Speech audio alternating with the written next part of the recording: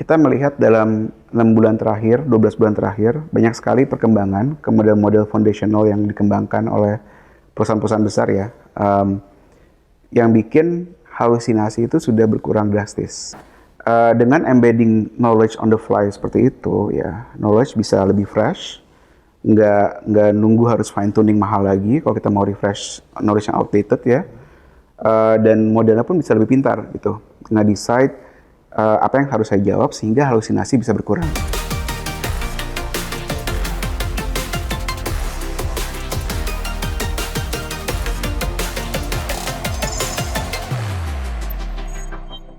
Oke, sekarang aku udah paham soal AI, tadi teknologi belakangnya juga, bisnis model juga. Sekarang mungkin saya lebih membahas soal Gen AI dalam konteks yang lebih luas gitu kan, karena yang nonton ini kan kira-kira C-level gitu kan, dan dari pembicaraan saya dengan beberapa C-level tuh banyak yang melihat Gen AI-nya akan menjadi sebuah teknologi yang promising, tapi salah satu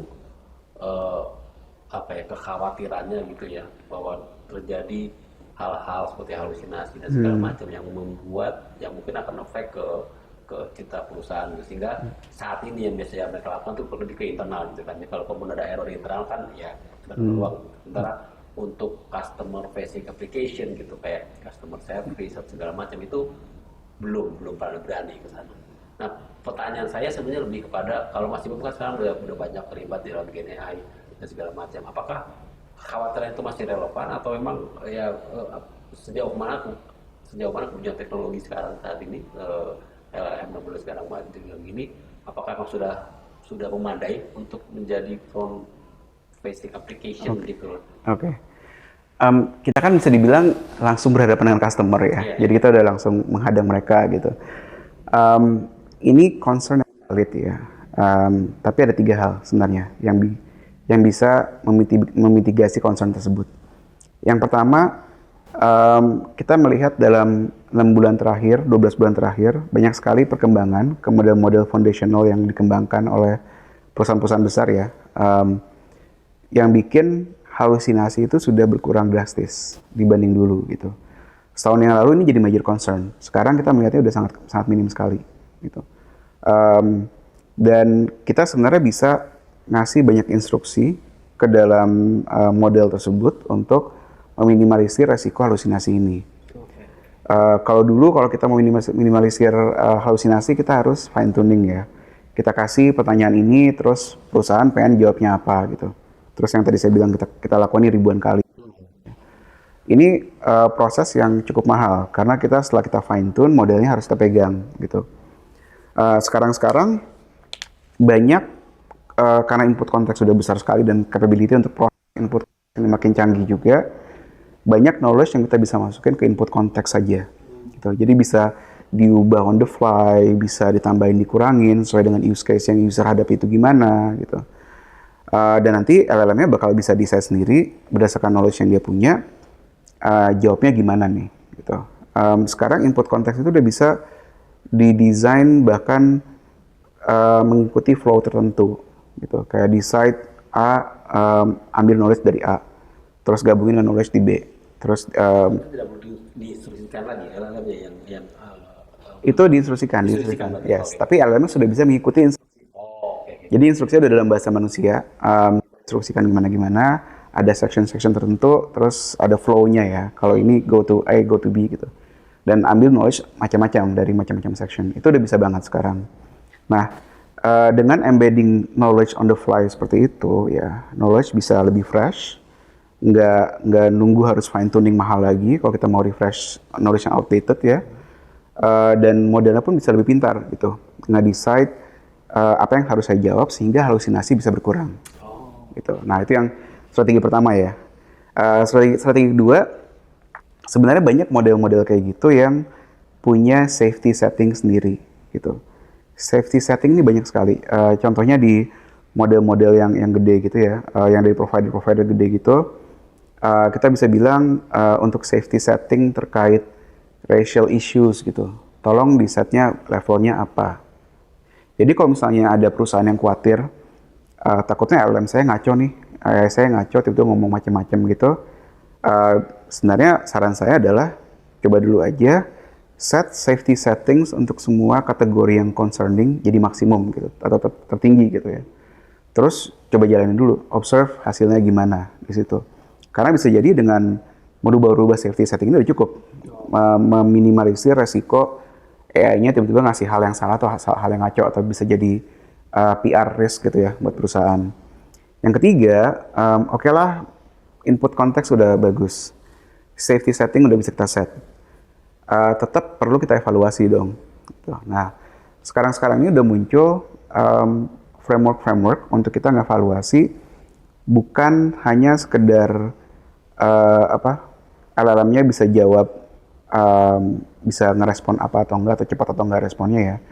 Kita bisa evaluasi behavior dan alignment dari LLM-nya. Gitu. Jadi ini kan lebih meta level ya gitu, bukan buat ngecek apakah responnya kayak gini, bukan kayak nge-hardcode apakah dia responnya ada teksnya ini atau enggak gitu. Dan LLM kan responnya bisa ganti-ganti ya. Jadinya memang strategi yang work saat ini adalah kembalian dari LLM-nya dievaluasi oleh LLM lain. Gitu. Jadi framework itu pendekatannya seperti ini. Ini bisa dilakukan ya, karena seringkali LLM yang kita pilih untuk operationalizing model kita, produk kita, itu bukan yang terbaik atau bukan yang paling kompleks, bukan yang paling tinggi thinking atau reasoningnya. Gitu. Yes. Bisa jadi udah good enough kita pakai ini. Cuman ada LLM yang tentunya lebih kompleks ya, lebih detail gitu. Kalau teman-teman pernah coba DeepSeek gitu contohnya, ya kan ada model yang thinking ya, terus kita bisa lihat ini mikirnya apa aja gitu. Test time thinking seperti ini itu ningkatin kualitas dan akurasi dari apa yang LLM tuh evaluasi atau jawab gitu. Jadi kalau misalnya kita tanya, hey user ngomong ini, LLM-nya ngejawab ini, kira-kira ini masih align nggak ya untuk kriteria ini friendly enough gitu, atau untuk knowledge bahwa misalnya kantor cabang kita lokasinya di mana gitu misalnya. Itu kita lempar ke LLM yang lebih kompleks tadi, yang lebih pintar tanda kutip, untuk bisa ngasih evaluasi yang lebih berkualitas gitu. Jadi analoginya anggap LLM yang dipakai untuk produk kita punya kakak yang lebih pintar, yang ngawasin, yang ngelihat jawabannya masih lain atau enggak gitu. Dan ini yang kita integrasikan ke model kita. Framework yang kita pakai namanya DeepEval. Ini open source framework gratis, di mana kita tinggal sambungin ini dengan misalnya model dari OpenAI atau model dari Gemini gitu, yang lebih kompleks, lebih punya thinking, reasoning segala macam. Evaluasi model yang output dari model-model kita tadi. Dan ini setelah kita integrasiin, kita otomasikan. Jadi setiap hari ada kayak semacam ratusan pertanyaan nih yang disimulasikan. Terus dicek jawabannya masih benar atau enggak, masih ngaco atau enggak gitu. Kalau misalnya ternyata ada misalignment, dia ngasih alert, kita bisa intervensi apa yang kita perlu ubah nih. Cuman sekarang udah hampir nggak ada sih misalignment seperti itu gitu. Makin pintar. Selalu di rel yang benar. Gitu. Yes. Jadi kita bisa define koridornya ya, koridor behaviornya, koridor knowledge-nya sebagai teks dalam evaluasi tadi ya. Dan bisa jalan otomatis dan bisa selalu dicek gitu. Jadi ini strategi ketiga ya, meminimalisir resiko bahwa memang adanya misalignment yang kejadian di user gitu.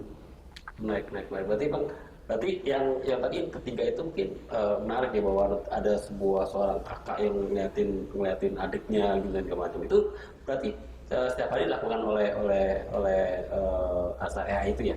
Jadi ada pertanyaan, kemudian dianalisa jawabannya apa, dan itu akan oleh si kakak itu akan nilai ini benar atau enggak, ini masih sudah jelas atau enggak gitu kan. Iya, betul. Setiap deployment malah dari kami. Iya, dan itu makan waktu cuman kayak 10 menitan gitu. Secara rapid dan paralel dia coba nembak ke semua, coba ngelihat, ngevaluasiin, oke ini masih works nih, masih oke. Nah, berarti kekhawatiran itu mungkin udah mulai berkurang, walaupun memang bukan berarti hilang sama sekali, tapi kekhawatiran terhadap halusinasi ataupun berbagai efek negatif dan jawaban LLM itu udah mulai terlihat. Ya, itu valid, tapi sekarang sudah banyak strategi untuk mitigasi itu. Oke. Nah, sekarang pertanyaan terakhir mungkin sebagai orang yang terlibat langsung di ekosistem GenAI ini? Apa sih teknologi yang mungkin membuat Mas Ibam excited gitu? Ada sesuatu yang di depan sana dan mungkin perlu kita ketahui sebagai diketahui oleh komunitas IT di Indonesia. Apa itu? Oke. Ada dua ya dari perspektif. Mungkin saya agak bias karena itu teknologi yang kita pakai juga di Daily Friend. Yang pertama itu voice AI makin kesini bakal makin bagus, gitu. Baru 6 bulan yang Lebih mirip manusia gitu. lebih realistis, lebih emosional, bisa expressing emotion. Oke. Baru 6 bulan lalu pas kita pertama bangun Daily Friend ya, model voice itu standar aja gitu. Pas ngomong ya agak-agak robotik gitu. Yang sekarang kita sedang trial dan internal testing itu model voice AI yang ekspresif, yang dia bisa alter emotion yang diekspresikan dalam suaranya gitu. Malah saya ada contoh misalnya AI-nya saya coba tolong dong pura-pura marah-marah sama saya, terus dia marah-marah beneran. Suaranya tinggi, menggelegar, kayak ngerasa. Istri kalau saya. Ya. Jadi Jadi bisa marah-marah tuh juga. bisa marah. Ntar saya bisa kasih lihat videonya itu ya. Saya jadi agak ciut juga gitu kayak sorry ya gue kayak ngisengin lo ya jadinya gitu. Oke. Tapi ya jadi emotional expression itu mulai masuk, mulai banyak. Kita udah mau integrasiin ke produk kita dan aku expect kedepannya bikin voice interactions jadi makin enak, makin natural ya. Dan dari tahun lalu tesis kita pas kita ngebangun startup ini adalah voice will be a major interaction, major avenue for interaction, human computer interaction yang sebelumnya nggak possible sekarang jadi possible gitu. Jadi kalau teman-teman mau kepikiran bikin some AI product sendiri, tolong coba explore voice AI ya, karena saya ngerasa itu potensinya banyak banget dan kita bakal punya banyak model-model yang lebih strong dalam 6-12 bulan ke depan. Satu itu. Terus kedua, yang kita excited juga adalah makin banyak agentic model. Ya. Agentic model tuh dia tuh bisa baca konteks dan situasi sendiri, terus bisa ngelakuin decision making sendiri gitu. Dan setelah dia ngambil decision, dia bisa take action dari decisionnya itu. Nah, action di kita kan saat ini adalah dia ngasih instruksi yang gimana cara ngerespon lebih bagus, atau user ini perlu reminder atau enggak, atau user ini kayaknya pengen dengar story deh, pengen dengar storytelling mode dari kita gitu. Agentic mode kita saat ini kayak gitu, cuman kedepannya action yang bisa dilakukan tuh bakal terbuka luas gitu. Sudah mulai banyak provider-provider yang mengekspos gimana biar LLM bisa integrate sama sistem mereka ya. Jadi contohnya gini, kedepannya possible kita curhat sama agennya, terus agennya bisa integrate sama calendar application kita gitu. Terus bisa ngelihat besok kayaknya ada meeting ini nih, kayak dia agak deg-degan, so terakhir dia curhat meeting sama orang ini agak tegang gitu suasananya gitu. Jadi dia bisa ambil decision. Gue setup deh, gue blok kalender dia 2 jam sebelumnya buat dia prepare segala macam, bisa kita bantu coaching supaya lebih bagus, lebih enak gitu. Nah, ini bukan spesifik soal Daily Friend ya, tadi aku ceritanya, tapi ini contoh kapabilitas yang dalam 6-12 bulan ke depan bakal ke-unlock. Agentic models bakal bisa take action di luar lingkupnya sendiri dan bisa integrate dengan banyak hal gitu. Jadinya kalau misalnya ada yang punya ide bangun sesuatu, saya rasa ini waktu yang tepat ya untuk coba bangun produk AI gitu. Karena kedepannya bakal ada ledakan possibilities nih setelah agentic model ini mulai mature, provider-provider mulai nge-expose cara integrate LLM agen kita dengan software stack mereka, terus actionnya bisa sangat banyak sekali gitu buat bantu user.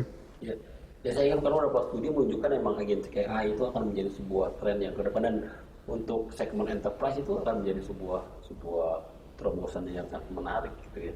Karena dia bisa mencari data sendiri, atau misalnya kita tinggal memberikan dia tes atau tugas, kemudian dia akan mencari di ekosistem atau parameter yang kita tentukan gitu. Yes, dan most importantly take action sendiri. Iya, menarik. Oke, Mas Ibam, terima kasih atas sharingnya. Kayaknya udah cukup banyak kita membahas soal Asa AI, kemudian juga kita bicara soal implementasi Gen AI di perusahaan. Mungkin semoga harapannya diskusi kita ini yang bermanfaat bagi teman-teman di luar sana. Thank you. Sukses buat Asa AI dan ya. Sorry, saya harus nanya. Asa AI, asa itu berarti emang itu mengasah, dari kata dasar mengasah di bahasa Indonesia? Iya, betul. Oh, oke. Berarti emang Indonesia banget gitu ya? Yes. Oke, terima kasih Bang. Teman-teman, demikian sesi podcast Yo Insight bersama Mas Ibrahim Arif, CTO dari Asa AI, tentang Gen AI dan juga tentang bagaimana kita juga model bisnis, juga bagaimana implementasi Gen AI di perusahaan gitu ya. Tadi mungkin salah satu insight yang menarik bahwa saat ini masalah efek negatif, halusinasi segala macam sudah makin berkurang dan juga makin dimitigasi dengan berbagai skenario atau berbagai strategi yang ada. Jadi kira-kira memang saat ini perkembangan Gen AI sudah sedemikian canggih sehingga memang udah saatnya mungkin diimplementasikan di teman-teman semua. Mungkin kira-kira itu kesimpulan dari sesi diskusi kali ini. Sekali lagi terima kasih Mas Ibab atas waktunya dan sampai berjumpa di podcast Gawin saat berikutnya. Salam.